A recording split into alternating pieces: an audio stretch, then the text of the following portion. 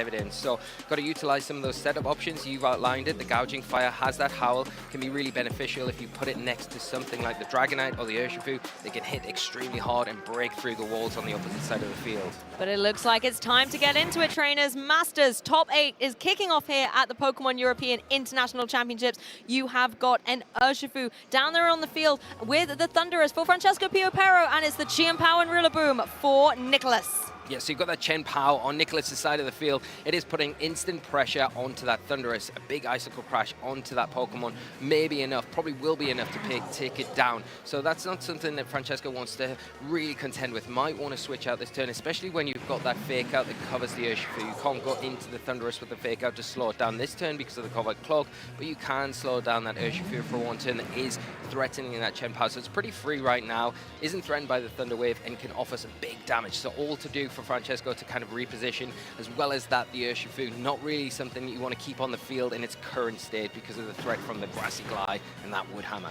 Well, Rillaboom having no choice but to lock the Fake Out into that Urshifu. As for its troubles, it is going to have to take that Thunder Wave coming through from the Thunderous, so it's going to have its speed lowered and the potential to get paralyzed in the following turn. Chien-Pao, however, free to go straight away for this Icicle Crash, and that is a solid one-hit KO. Thunderous is down and out early doors in this top 8.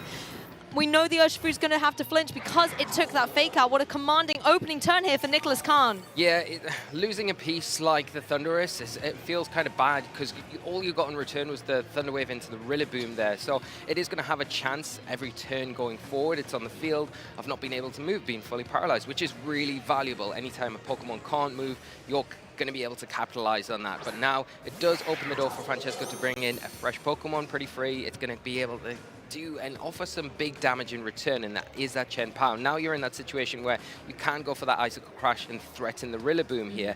So that is something that Nicholas is going to have to contend with. But do you have something like the Incineroar on the back you could bring in? You could drop an Intimidate onto the field. The problem with doing that is that Francesco could maybe scout that out and go for a double up into that slot, knowing that there's no Protect there, where you can Icicle Crash and Surging Strike. So you cover bases with whatever comes in on that slot. Even if the Rillaboom stays in, you're going to remove it, and then the Surging Strikes will revert into the Chien-Pao. Well, Chien-Pao on Nicholas' side wants to get out of there, doesn't want to face down against his counterpart across from the field. Instead, it's going to be the Urshifu joining the fray, so both of these Pokemon can now intimidate down against each other.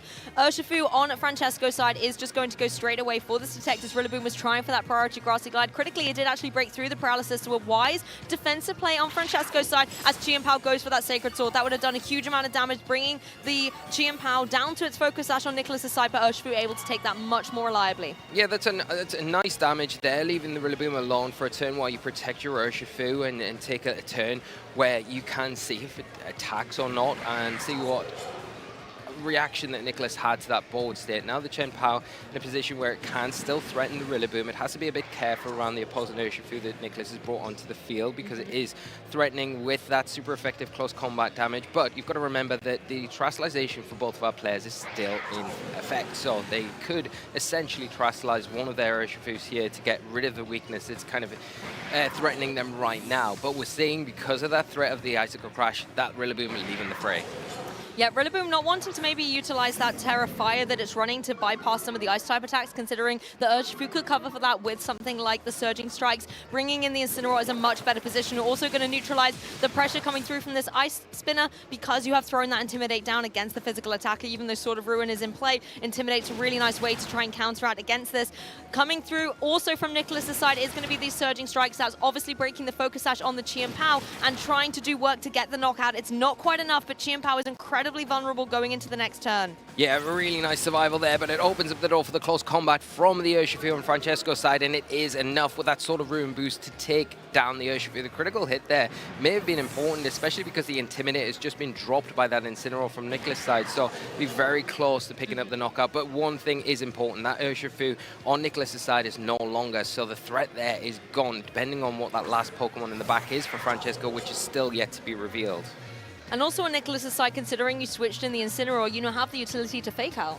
Yeah, nice fake out, which is a good option to come in, be able to slow down, especially the Urshifu now, because it's so healthy. The Chen Pao, really not a great position where it can threaten that Incineroar with the Sacred Sword if it is left unchecked.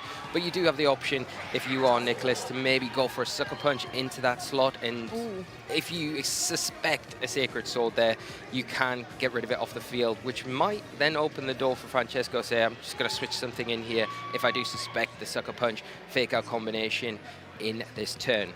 That's the thing, Qian Pao has a high chance of going down if it stays in this game without going for a protect. So Francesco wanting to keep it in play, maybe using it as a little bit of bait to draw in Nicholas's attacks as the fake out does not fall for that trick. It goes down into that Urshifu instead, so Francesco going to be unable to go for any attacks on this turn, but it also looks a little bit here as if Nicholas is unable to get the damage on that Qian Pao too. You do manage to get the speed drop thanks to the Icy Wind onto the Urshifu. That could be very important going into the next couple of turns. Yeah, definitely important. I think if you stack another one, it probably puts the Incineroar in a position where it's a little bit further ahead, but I think the big thing that Nicholas needs to do now is remove Francesco's Chen Pao, because as soon as that falls, then the Rillaboom has a much easier time of what's on the field in front of them, because now there is no Ice Threat going forward and there's no chance of the Ice Spinner coming out to remove your grassy terrain that you can lean into a little bit more. So got to be careful about which direction you go, but it looks like there might be a terrestrialization here to get around a potential threat of the close combat that's so prevalent now from the Urshifu and that Chen Pao that has access to that Sacred Sword. That's the thing, Nicholas's Qian Pao has the Focus Sash nicely intact, so it's going to want to keep that in the game. Instead, it's going to be embracing its ghost typing, turning its eyes, all shades of Elizabeth Taylor here, and making sure that it's going to be immune to a potential close combat coming through. It does leave you more vulnerable, though, to the Sucker Punch, and that's exactly what Francesco has gone for here. Qian Pao able to take it, is going to try and retaliate with the Icicle Crash, but Urshifu dodges nimbly out of the way. Incineroar's like, I've got your back, I'm going for the Flare Blitz, but I can't carry through the KO. So now this Urshifu on Francesco's side can go for these Surging Strikes, does get the knockout on the Qian Pao. Oh, unfortunately for Nicholas, this has not paid off. Yeah, the Icicle Crash missing there was pretty huge and impactful, where now the Urshifu, the slowest thing on the field after that Icy Wind the previous turn, is able to get that final attack off and close the Chen Pao's chapter in this game one. Now the Rillaboom, the Incineroar, the partnering fake out buddies are all that's left for Nicholas. Can they turn this around? Both the Urshifu and the Chen Pao are in a pretty precarious position where a Grassy Glide is going to pick up either of them here, and the Grassy Terrain still in effect, and you also have an Incineroar that does put on a lot of pressure to the Chen Pao. The Urshifu is kind of checked by the Grassy Glide here, but there is that paralysis, there is that chance that it might not move, and that might pay dividends from the start of the game where it looked like you sacrificed your Thunderous for that. That could pay off here in a big way. Francesco playing defensively with that Qian Pao, going for the protect, and the Urshifu follows up just in suit, wanting to either bypass the fake out potential that Rillaboom has, or see where he wants to target down the Grassy Glide. This is information now into the mindset of Nicholas and which Pokemon he sees more as the threat. Incineroar was going for the knockoffs. They were trying to cover each other's angles here. Maybe the knockoff for the more potential switch if you wanted to reset the speed on that Urshifu by switching out for the fourth and as yet unrevealed Pokemon on Francesco's side. Yeah, and the one thing that Francesco has the advantage of is the numbers. They still have a Pokemon that's not been revealed in the back, so they do have the ability to maybe pick which one of these Pokemon on their side they prioritize more than the other and say, okay, I'm switching you out, I need to keep you while I try and better this situation, and then leverage whatever Pokemons are left on the field to try and get that last bit of damage off before they come back with their final two Pokemon. Exactly, and towards the end game of this game one, it's going to be critical how the speeds are interacting, and I think that's important for the Urshifu to switch off. It took the Icy Wind a little bit earlier on, revealing the Dragonite. We've got a Dragonite side by side with the Qian Pao, and on occasion, this can spell disaster. Qian Pao gets that Sucker Punch into the Rillaboom, does a sizable amount of damage, but Rillaboom breaks free once again and is able to get the KO with the Grassy Glide. So Qian Pao no longer able to use the Sword of Ruin to support out the potential of this Dragonite, considering as well that Incineroar can redirect its attack into the Dragonite. Not only is Dragonite going to lose its loaded dice, but it's also going to have its multi-scale broken. Yeah, now all the emphasis now is on this Dragonite to get rid of the Rillaboom. or have the Rillaboom be paralyzed, because now the Urshifu comes back onto the field. Yes, it's not intimidated now. It threatens the Incineroar, but itself, it is threatened very heavily by a Grassy Glide. It's definitely 100% in range of a Grassy Glide, hitting into that and taking it down. And then it becomes the Incineroar, the Rillaboom against the Dragonite. Does the Dragonite now, it's not got its loaded dice item, have enough in the tank to be able to take two of these big Pokemon down from Nicholas' side? This is going to come right down to the wire. You also run the risk with those scale shots that they're not going to be able to connect as convincingly as they would have with the loaded dice on board. Dragonite going for the Protect and Urshifu going for the Detect. So again, looks a little bit like Francesco is trying to burn through these turns of grassy terrain so that the priority Grassy Glide is not going to be in play. Incineroar going for the parting shot, obviously going straight into a Protect. That's not going to happen here. And Rillaboom we saw was actually paralyzed. So no turns happening at all in play right now. Yeah, and you can see Francesco, like you quite rightly said, wants to try and stall out these grassy terrain turns so that Grassy Glide is no longer a priority move,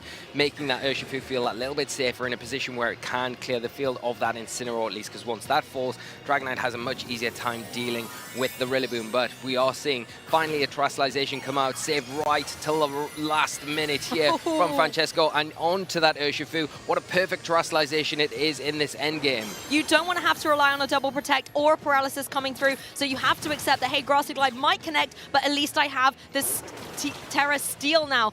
There is going to be no priority. Incineroar instead is going to have to face the wrath of these surging strikes because the Urshifu has that speed advantage and is going to be able to get the knockout. It's now really down to the Dragonite if it can remove this Rillaboom from play, or if the Rillaboom can even break through.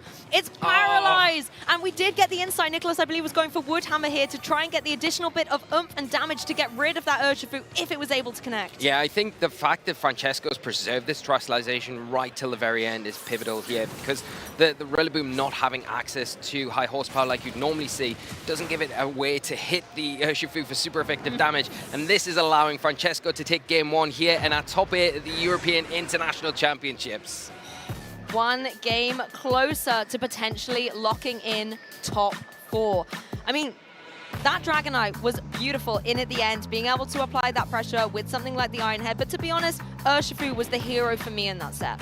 Yeah, I think so, and I think how well Francesco kind of preserved it throughout that game, brought it in at the right time when needed to, took it out when he needed to, and then at the end prioritized that Terastallization. We had a turn a few turns before it did Terastallize where I think it came down, they double Protect, then that was the decision. Which one of the Chen Power, the Urshifu, do you value here? And it was obvious at that stage that Francesco valued the Urshifu, knowing that the Terastallization against the remaining 2 Pokemon on Nicholas' side of the field would struggle more against that than anything else. And then, like you say, the Dragonite as well coming in, perfect Pokemon in front of an Incineroar and a Rillaboom.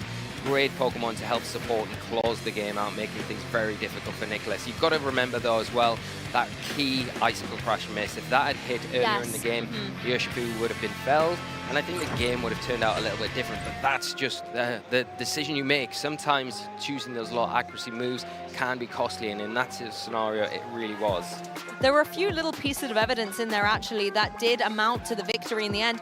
We did see Nicholas take a very commanding opening first turn, getting that one-hit KO onto the Thundurus, but Thundurus, using its prankster ability, was able to paralyze that Rillaboom, and then we saw a couple of turns where Rillaboom was paralyzed, unable to move. So even though Thundurus didn't have a huge amount of screen time in this match, it was able to still have quite a monumental effect on the outcome. Yeah, when you look at the trade-off there, you thought at the time, well, it doesn't feel like it's a very good trade-off, but actually towards the end game it was a pivotal one and really came in handy for Francesco to be able to close things up. Hey, I always say Gouging Fire looks ready to party and possibly ready to celebrate. Francesco can win this game and get into top 4, but first of all, it paired up with this Urshifu have to get through the formidable duo on Nicholas's side. Seeing that booster energy activate on the Gouging Fire will boost its speed, so it gets a little bit of a speed advantage. It's going to put it ahead of that Chen Power, which makes it an instant threat, especially when you combine it with the Urshifu that also has priority moves. But and next to that Chen Power, you've got the Rillaboom. It is going to be able to disrupt one of these 2 Pokemon, Francesco's side, with the Fake Out for at least this next turn. Where do you prioritize? Probably the Gouging Fire, but then you leave the Urshifu kind of open, and you don't want to allow that Pokemon to get any free attack off into the Chen Power. Why we're seeing it switch out. A great position for the Incineroar to come in. If you can check maybe the Urshifu, or if you want to check the Gouging Fire, you could bring in that Raging Bolt. Yeah, Rillaboom had a difficult choice on its hands there, but it decided to target down that Gouging Fire, leaving the Urshifu free to go for the Surging Strikes. But a Pokemon that is absolutely perfect to come in and eat up this ferocious 3x critical hit attack is the Raging Bolt, a Pokemon that we have seen Nicholas use to great success. So it's now in a position where it wants to maybe try and get something like a Calm Mind up, or even apply pressure with that Dragon Pulse onto the opposing Gouging Fire. Yeah, we had similar situation earlier when we were able to showcase Francesco, where against the Raging Bolt, they had a lot of difficulty against that the Raging Bolt because of that Dragon Pulse and not having the preferable switches in the back, because if Dragonite's in the back, well, you can't bring that in for the Gouging Fire. Also, switching Gouging Fire out here, you kind of lose that booster energy, so you preferably not want to do that, especially when there is a Rillaboom on the field. It is threatening your Urshifu right now. The Raging Bolt's threatening your Urshifu right now. You might want to preserve your Terastallization, switch that out, take advantage of the Gouging Fire, and maybe use Terastallization on that, which could then put on some pressure to the Rillaboom, remove that from the field, or even go for a Breaking Swipe, which gives you that super effective damage into the Raging Bolt, although it's not threatening a knockout. Well, once again, we're going to get all beautiful and bejeweled up there on the stage here at the International Championships. Urshifu is going to be embracing its inner Steel type, terrestrializing into that form. Rillaboom going for the Grassy Glide, once again not finding its super effective mark because of that defensive terror, as the Gouging Fire adds insult to injury by going for the Howl. This is not only going to boost up its own attack stat, but also is going to help out that Urshifu on the other side. Wow, a big close combat, +1 into the Raging Bolt, not quite enough. The Raging Bolt showing why it's good, so good defensively, able to shrug that off, but with minimal health left. Raging Bolt is able to retaliate with some really good damage onto that opposing Gouging Fire, but no KOs to be seen here. I feel like on Nicholas's side, if you have that Incineroar in the back, maybe to get an Intimidate down, this could be the time to bring it out. Yeah, it's a good time to bring it in, because then it applies a little bit more of a threat to that Urshifu, even though it's a really difficult Pokemon to sit in front of, because you are going to be constantly threatened with those Surging Strikes, and as long as this Gouging Fire is on the field, it's going to be able to go for those Howls. It can get another one off here, put that Urshifu to +2. You need to try and keep it in check, and one way to do that is Incineroar. You could maybe swap the Rillaboom out now and bring the Incineroar in that slot, because it's unlikely you see a Surging Strikes there, but there is a chance that Close Combat could go into that slot, so you've got to be very careful. Francesco can capitalize from the angle and the board position that they've got right now, but don't put it past Nicholas to have something in their back pocket where they can pull and turn things around. Every single second counting down here. Nicholas wants to make sure that he does not make a single mistake with the top 4 on the line. Rillaboom able to go through with that Grassy Glide, but not doing too much damage as the Thunderclap follows up to try and get the knockout, but both priority moves are not able to get the job done, as Heat Crash is free to come through and connect into the Rillaboom and gets a solid one-hit KO. The Assault Vest not going to be able to help it in the face of a physical attacker. Yeah, huge attack and play from Francesco to get that Heat Crash, and now we get the Surging Strikes. Not very effective, but it is boosted. It is going to be hitting for a lot harder, and it might be enough to take down this Raging Bolt, and a clean sweep of Nicholas's 2 Pokemon lead in this game. Ding, ding, ding. That's a double knockout coming through on Francesco's side, being able to get a 4-2 Pokemon advantage over Nicholas in this game too. Yeah, and now we know the Chien-Pao's ready and waiting to come in. It looks like the Incineroar is the other Pokemon here. The problem that Nicholas is going to have is that the Gouging Fire still has that speed boost, so it is going to be naturally outspeeding that Chien-Pao. All you need to do is get through this turn where the Fake Out is active, which you can do that. You can double protect here and then just burn that Fake Out, and then you're going to be in that position where you can threaten the Chien-Pao, you can hopefully break the sash. You could go for maybe the Aqua Jet here, and then the Heat Crash. That could double up into it, get rid of that, and then you've got 3 Pokemon to deal with the Incineroar. I mean, you're right. It's very easy to go for that double protect on Francesco's side. That's exactly what he's done, because you cannot switch out that intimidating Incineroar anymore on Nicholas's side. So you know that that Fake Out is no more in this game. Now with that speed advantage, you know, unless Nicholas wants to really try for a double protect on the Chien-Pao and allow Incineroar to try and clean up against the Gouging Fire, it's going to be very difficult for him to navigate past Gouging Fire itself. Yeah, that is one option. That's a route that you could go. Maybe Sucker Punch is enough to take down the Gouging Fire as well from the Chien-Pao. So that is another angle where you could prevent the Heat Crash and preserve your Chien-Pao for at least one more turn. But we have still got Terastallization in the bag, and we are going to see at this last-ditch attempt for Nicholas to turn this match around. It is going to be the Ghost Terastallization on that Chien-Pao to avoid any potential Ghost types, take away that Fire weakness as well that the Gouging Fire is pressuring. Yeah, Chien-Pao does go for the Sucker Punch, but not into the Gouging Fire. Instead, looking down at the opposing Terrestrialization Pokemon, and that Urshifu goes right back into its Pokeball. A first KO on the board on Francesco's side. But the Gouging Fire able to go for that Heat Crash. It will find its mark down on the Chien-Pao. Not going to be able to take it into that yellow zone, so we know it's going to be able to hang on to another one of these, even though Incineroar is trying its best to remove it from play. Looks like Gouging Fire is here to stay. Yeah, it is sticking around for at least one more turn. Now, that extra damage that you're seeing from the knockoff, it will probably put it in range now for a Sucker Punch to guarantee a knockout if that is chosen into that slot. But you've got to remember, there are going to be two other Pokemon in the back for Francesco to bring in to kind of support that Gouging Fire a little bit longer and maybe disrupt what Nicholas is trying to do, trying to get this game back, but doing a really good job of it right now. The Terrestrialization on Francesco's side has been burnt, that Urshifu has been removed. So all comes down to what two Pokemon they brought to this Game 3. Looks like it's going to be the Dragonite first revealed on Francesco's side. And again, for once, Dragonite's been able to come in with its multi-scale intact. So it's going to be very difficult to get through already, considering there's only two Pokemon remaining. At least you have the Chien-Pao with a very powerful Icicle Crash. You do, and that is an option to try and remove it, but through the multi-scale, it's not going to be enough to remove it straight away. It's going to be able to take at least one of these. You do have the chance to flinch, though, so that is an option. If you want to prioritize the Dragonite here, you go for it, hope that you get the flinch, and then maybe that allows you the room then to follow up with another one the next turn to remove it. But all the time you're doing that, you aren't paying any attention to this Gouging Fire, and I think you really need to prioritize that Pokemon. Leaving that alone does put you susceptible for another Howl to come out. Extreme Speed comes through, going to do a sizable amount to the Incineroar as Breaking Swipe comes across the battlefield, chipping away at both Pokemon and critically lowering their attacks. Their offensive pressure, if they're able to connect these attacks, are not going to be able to be as monumental. I like, however, what Nicholas is doing here, identifying, as you said, the Dragonite is not going to go down to one Icicle Crash, so you might as well find a way to chip any multi-scale here with that Icy Wind, as well as lowering the speed. That's going to neutralize the Gouging Fire back down to normal and just weaken that Dragonite up a little bit, but it has priority. Yeah, that Icy Wind actually really pivotal here. It doesn't rely on the fact of the attack stat on the Chien-Pao at all, and it can reset the speed boost that that Gouging Fire's got. Now, an Extreme Speed comes out, it is going to be enough to pick up the Incineroar, so the Chien-Pao all on its lonesome against the remaining Pokemon on Francesco's side. Let's have a little look at how much this Icy Wind does. However, you just need a little bit of chip for the Gouging Fire, and Dragonite 4 times super effective. Oh my goodness, underestimating the power of Icy Wind. Chien-Pao, you get to roar in success, you're back in the game. But what is the last Pokemon on Francesco's side? Yeah, it all comes down to what this is. Is it the Rillaboom? Could it be that Rillaboom? It's Chien-Pao. Oh, it's Chien-Pao with Chien-Pao. So here we go, full health Chien-Pao. The problem is that Francesco's has got its Focus Sash. There is going to be Sucker Punch as well that it can take advantage of. And now you're a Ghost Terror type, then it is going to be susceptible to super effective damage. It's looking difficult, but there is an opportunity here. You're going for the Protect as the opposing Chien-Pao goes for the Ice Spinner.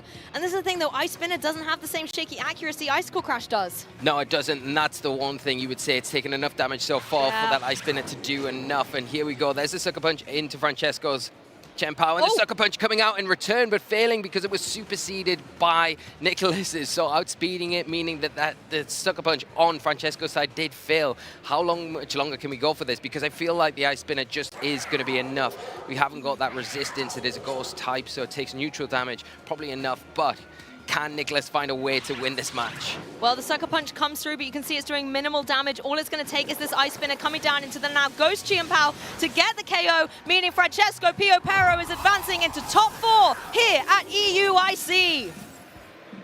Absolutely incredible. What a way to progress in this tournament, even deeper from top 8 now into top 4. Francesco Pio Pero preserving the Chien-Pao till the very end, doing it masterfully, and will be still in contention for taking the title at this tournament. And doing it with such an innovative team. A lot of trainers said coming into this, we're just going to see balance and more balance.